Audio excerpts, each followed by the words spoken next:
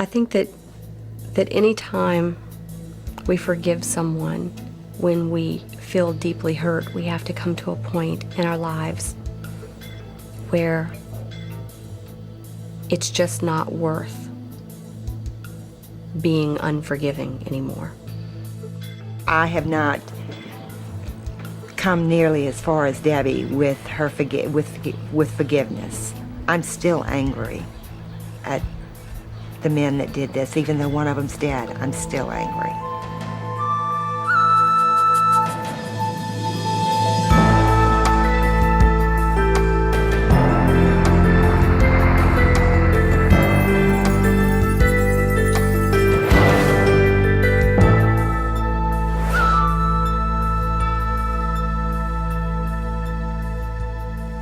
Hello, I'm Dwight Nelson. Welcome to The Evidence. Debbie Morris's boyfriend was tortured and left for dead. She was raped multiple times by the man Sean Penn played in the film Dead Man Walking. When you've been hurt that deeply, how can you possibly forgive? It was the spring of 1980. On a typical Friday night in Madisonville, Louisiana, 16-year-old Debbie Morris was on a date with her boyfriend, Mark Brewster. It was very typical that we would go get a milkshake at the end of a date and drink it on the riverfront. And we did that particular night. We went to Batto's and we got our milkshakes and we went and sat in his car on the riverfront. The evening took an unexpected turn when two armed men hijacked Mark's car. Robert Willie got in the driver's seat, Joseph Vaquero got in the back seat and put a gun to Debbie's head. They drove out of town. It was the beginning of what would be a 30-hour ordeal. After 15 minutes of driving, they pistol-whipped Mark and forced him at gunpoint into the trunk of his car. Then Robert Willie shoved Debbie into the back seat and told her to remove her clothes. And I couldn't believe it. I really couldn't. I couldn't imagine anything worse than what he was going to do to me. And all I could think about was just how awfully disgusting he was and what he was about to do to me. After Robert Willie raped Debbie, they headed east, away from Madisonville, Louisiana, away from home. As they neared Mobile, Alabama, they stopped and took Mark out of the trunk of the car and put Debbie into the trunk, telling her they were going to release Mark in the woods, then release her further down the road. As they led Mark away, Debbie prayed they would keep their promise. When I was in the trunk of the car, however, I heard the gunshots. I heard 2 gunshots. And I still didn't know what to think. I could hear Robert Willie and Joseph Vaquero come running back to the car, and they were shrieking and screaming like they were excited, like elated. When Joseph Vaquero removed Debbie from the trunk, she asked about the gunshots. He told her they had simply fired into the air to scare Mark. Later, she found that they had hung Mark from a tree, stabbed him in the side, cut his throat, burned him with cigarettes, and shot him in the back of the head at close range. They left him for dead, then continued east towards Florida. But realizing they had no drug connections in Florida, they turned around and headed back to Louisiana. I felt it. I knew, whether it was instinctual or just knowing Debbie's history of responsibility, I knew something terrible had happened. By this time, they started saying, "We know where we're going to take you. We know the perfect spot." And Robert would say that. He'd say, "Right, Joe, right?" And he would say, "Yeah, that's right. We know where we're going to take her. We have the perfect place." And I didn't know, of course, at this time that the place that they were talking about was a place called Fricky's Cave, which is where 3 days earlier they had taken another girl, an 18-year-old girl, and they raped her and stabbed her to death at this place. They drove down the long, isolated dirt road toward Fricky's Cave, where they probably intended to kill Debbie. But on the way, they passed an old man carrying a fishing pole. It's likely Willie feared the old man would overhear the murder. So after he raped Debbie again, They left Fricky's cave and went to drug dealer Tommy Holden's trailer. There, Debbie was raped yet again, this time by Joe Vaccaro. I was in the little living room area, and he was down the hall, and he called me down the hall. And I thought maybe he was going to show me a way out, a back way out or something. And I went down there, and he told me very politely that it was his turn to have sex with me now. After Vaccaro violated her, Debbie was tied up so the kidnappers could sleep. In the early hours of Sunday morning, drug dealer Tommy Holden sobered up enough to realize Debbie was underage and being held against her will. He demanded she be taken home. Robert Willie initially agreed, but insisted they first destroy the hijacked vehicle. At this point, Robert Willie started saying that he didn't want to let me go. And when Tommy Holden was frustrated, he walked back over to the car, and I asked him about it. I said, they don't want to let me go, do they? And he admitted that they didn't want to let me go. And I said, they want to kill me, don't they? And he said, yes, that's what they're talking about. And I heard Robert Willie say that they should just burn me up in the trunk of the car.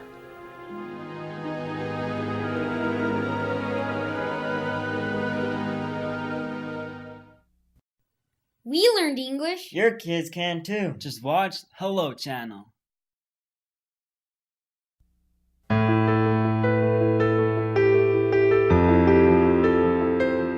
Welcome back to The Evidence. When Debbie Morris heard Robert Willie say that they should lock her inside the trunk of the car, then burn it, she decided to make a run for it. She had little hope of escape, but she knew she'd rather die by being shot than by being burned alive. I was just about to take off running when Robert Willie said, fine, we'll take her home. We'll just take her home. We're making a mistake, but we'll just take her home. And they did. As I was getting out of the car, and they were actually letting me out of the car, I thought that they were either going to shoot me or that they were going to run me over with the car. I really didn't think that they were going to let me go. And by that time, I couldn't even run. I just was willing to let whatever was going to happen. And when they drove off, I just couldn't believe it. My heart just started pounding. And I just started running. She ran to her uncle's store and told him to hide with her behind the counter. She was afraid her kidnappers would come back. She grabbed the telephone off the counter and called her mom. And I told her not to tell anybody where she was going, just to get in the car and come get me. 2 minutes later, Debbie's mom pulled into the parking lot. She ran out, opened the car door, and the first thing both she and her mother said was, "Where's Mark?" Debbie knew something terrible had happened to him. She gave a detailed description to the police of where Mark had been left. They found him, barely conscious, but alive. Debbie immediately went to the hospital to see him. I could tell that Mark was relieved to see me. And he did certain things. He reached up to touch my neck, my throat, because he had been cut on the throat, and his throat had been slashed several times across. And I think he was just trying to make sure that they hadn't done those things to me. I was very moved at the time by the fact that Mark was the one who was lying there in such serious condition, but he still was just concerned about me. Right after the kidnapping, we went through a period where she was terrified. For a few days after the kidnapping, just to go into the bathroom alone and shut the door would have been too much for her. I think just all of her life kind of fell apart. She changed a lot from before it happened. She changed a tremendous amount. You would think that after surviving a near-death experience, in my kidnapping and rape and all, that I would embrace life and not want to put myself back in danger. when it seems, when I look back, it seems just the opposite. It seems like whatever they didn't do to me, I was determined to do to myself. There were times that I, cried myself to sleep. There were times that I felt like Debbie had been so wronged and so hurt that, would her life ever be okay? Every single night that I went to sleep, the last thing I thought about was, what if I wake up and he's there? My big fear was that somehow he would get out of prison. We had heard from one of the officers that he had said that if he ever got the opportunity to do so, he would cut her up so badly that even her mother wouldn't recognize her. I lived with that fear, and I believed him. And he had actually escaped from that local jail before. I had someone call me in the middle of the night, a hitman, that I had no idea who he was. And he said, if you want them dead, they will be. And at the time I said no. I believe that the process will take care of it. And thank God that I did believe that. During the trial, Debbie avoided eye contact with Robert Willie. On the other hand, Robert blew kisses at Debbie and made crude noises. He looked right at Mark and drew a finger across his neck.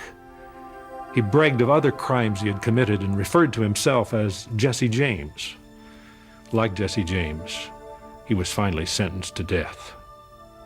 Just the idea that there was a person who was actually going to die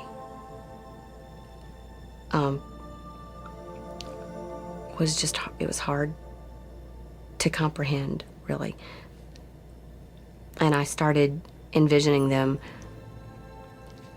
walking him into this room and strapping him down on this chair. And while people watched, killing him. I wanted Robert Willie dead. I know that. At the time, I did. I don't know how I feel about that today. I thought that I would feel excited, happiness, something like that. I knew by the time the execution occurred that I would not feel that. But I didn't expect the numbness that I felt. I can remember one of the things that I hung on to was something that my father had said shortly after the kidnapping.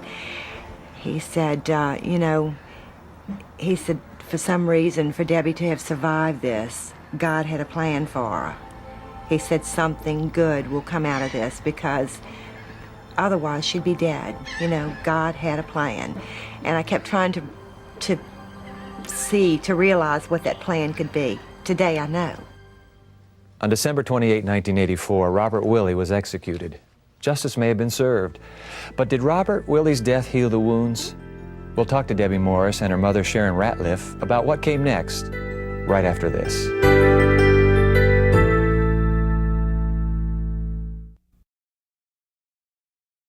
Learn English and have fun on Hello Channel.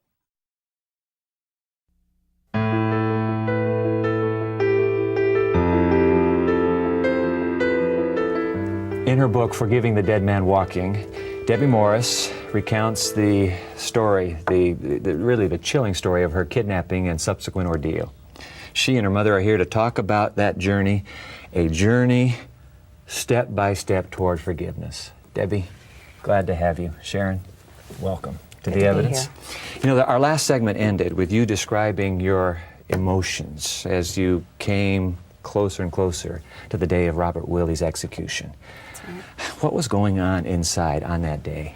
You have to understand, this was a man that I had feared since the first moment I laid eyes on him. How much time had gone by from that first moment till the execution? 4.5 years. 4.5 years. And wow. for 4.5 years, he was the first thing that I thought of when I woke up, the last thing that I thought of before I went to sleep. I would say, please don't let him be standing here if I wake up in the middle of the night. I was so terrified of him. I'm sure. So there was this great sense of relief that I was hoping to feel when he was finally gone, and I thought that part of my life would be over and I wouldn't have to fear anymore. But at the same time, the closer the execution got, the more anxiety I felt about it. You wake up the next morning, Debbie. What hit you when you saw that headline announced confirming the reality? I just was numb. Like I said, it's hard to describe. Did it bring the closure you were anticipating? No. No, and that would become even more evident in the days, the weeks, the months after. What happens to a person to move you to that closure? Something must have happened. You've had closure. Right. What's happened? What happened along the way? It was when I just turned back to God and sort of threw my arms up in the air and said, what's going to make this better? And how can you help me now? I give up. I'm willing to let you do it. This is just so much bigger than me. Sharon, you come to the day of execution. Robert Willie is executed. You learn of it obviously the next day. The anger's gone now. No. What goes on happening? I thought that I would get some relief. I thought that we would all be different somehow, that this would put closure on it. It really didn't. Nothing really changed. He was dead, but the feelings were still there for me. Do you still feel anger? Yes, I do still feel some anger. It's really hard for a mother to see her children hurt. And Debbie was severely hurt and damaged by this. It's very hard. Experientially, what happens when a person forgives? The whole process of forgiveness happens in steps. It's not an event. A lot of people think that it's an event, and once they say, I want to forgive, I do forgive, That it's help me all to over. forgive, that's it. The pain goes away, everything's okay. That's not what happens. At the time, I was sort of thinking that maybe that's what would happen. But I didn't even understand forgiveness at the time. What I wanted at that point was for the hate to go away, for this. I felt like I was the one who had been imprisoned for 4.5 years. Robert Lee Willie may have been behind bars, but I felt like I had been in prison. I wanted that gone. I wanted to quit being controlled by the past, and I wanted to all of a sudden experience a freedom that would help me be able to move into the future. That's what I wanted. I wanted it all at once that night. It didn't necessarily happen like that, but it was a step. I did feel the freedom that came with that initial step in forgiveness. Is your journey toward forgiveness similar, or No, how not did it at all. happen for you? Basically, as time went by and I saw Debbie begin to recover, I was able to let go of the anger and begin to just be grateful that today I have my daughter sitting next to me. Is forgiveness something you simply choose to do, Debbie and Sharon? You say, well, I'm just gonna have to do it. It's a choice. I think it is. I think it's a choice that you have to consciously make. You have to set your mind to do. Forgiveness for me meant that I was no longer the one who was responsible for Robert Lee Willie's fate, or for vengeance against him. Forgiveness for me was very personal. It's what allowed me to be able to move on and experience God's love and grace and the peace that He would have me have. How does God, believing in God, what does that contribute to being able to forgive someone who has wronged you so deeply? Let me go to you, Sharon. I really didn't give it a lot of thought until Debbie started talking more about forgiveness. And one day I thought about God on the cross, Jesus on the cross. And I said, you know, His last words were, forgive them. How could I not? Debbie, God and you, how did that make forgiving easier? One of the things that really got my attention was when it says in the Bible that we will be forgiven as we are willing to forgive others. And when I took a look at my life, and over the 4.5 years after my kidnapping and before Robert Willie's execution, and even some time after that, I had really made a mess of my life, and I needed to be forgiven by God. I needed to be forgiven by God mostly for turning my back on Him for 4.5 years and blaming Him for what happened to me. So forgiveness, essentially, you're describing a two-way process. It's not just me forgiving the whole world that has wronged me, but I need to seek forgiveness myself as a surviving human being. Exactly. And for instance, for Robert Lee Willie to benefit from forgiveness, it wasn't my forgiveness that he needed. It was God's forgiveness. Debbie, Sharon, thank you very much for coming here and sharing the story of your journey to forgiveness. God bless you both. Thank you. Thanks. There's more to Debbie's story. You can be sure of that. In fact, we have it on our website, The Subject of Forgiveness. The expansion of her story, you can go to our website right now. It's just one word, theevidence.org.org.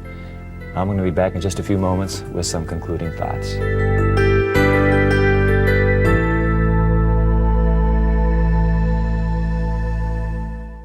Thanks for watching Hello Channel, the fun, affordable way to learn English.